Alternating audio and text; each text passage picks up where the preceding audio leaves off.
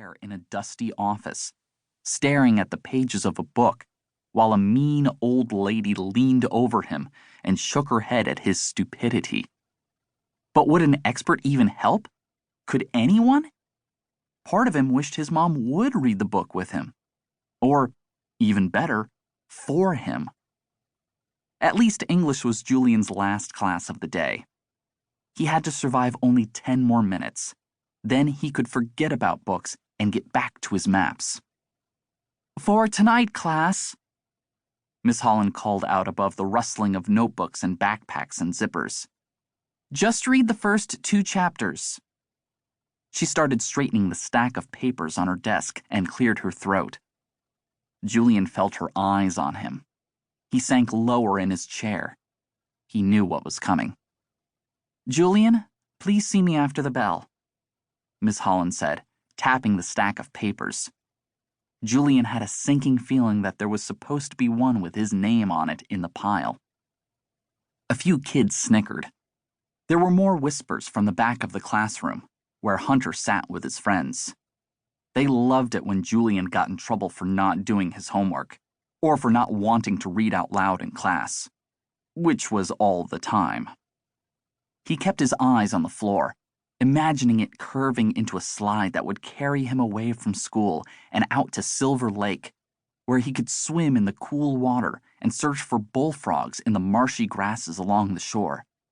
He pictured himself scooping up a fat bullfrog, only to reveal a gold coin from a lost treasure in the mud beneath it. But the floor stayed flat and boring, except for a small beetle crawling under the desk in front of him. Julian watched the beetle. He knew he should have done the homework, but it felt endless and dumb, like digging a hole in the rain. Eventually, it was easier to just give up and set down the shovel. The bell rang, and the beetle barely escaped being squished by the stampede of kids leaving the classroom. The bug scurried toward the wall, where it slipped into a crack in the corner and disappeared. Julian wished he could shrink down and follow it. "Julian?" He looked up. The classroom was empty, and Miss Holland had that expression his parents sometimes got, like, couldn't he just try a little harder? Like it was somehow harder on them than it was on him. It was usually followed by a sigh of disappointment that his dyslexia hadn't magically disappeared. Julian pulled himself out of his seat, slung his backpack over his shoulder, and went to the front of the room. "Do you have your signed reading log?" his teacher asked. Julian's heart dropped. Every week, he was supposed to track how much time he spent reading at home and have it signed by his parents so he could turn it in for credit. He pictured the school library book sitting on his bedroom floor, a rumpled t-shirt thrown over it so he didn't have to keep looking at the cover. He'd started reading it, but even after a whole summer at reading camp, it took him forever to get through the first page. His parents tried to help him after dinner every night, but by then, they were both exhausted from long days at work and distracted by everything they needed to do the next day. Every night, as they yawned their way through the lesson with him, he had to ignore the sounds of his brother's video games in the next room. Henry blew through his homework in no time at all and had the whole evening to do whatever he wanted.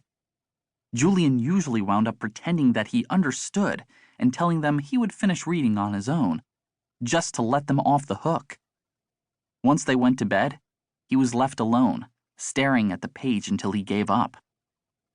Julian had known from the first day back at school that this year was going to be another failure. Just like last year. "Are you sure I didn't turn it in?" Julian couldn't bring himself to admit that he hadn't even gotten through the first chapter. Some of the other kids were already checking out their second book. He couldn't admit out loud that he was a quitter.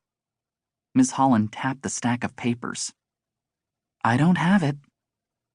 I'm sure it's here somewhere." Julian began rummaging through his backpack.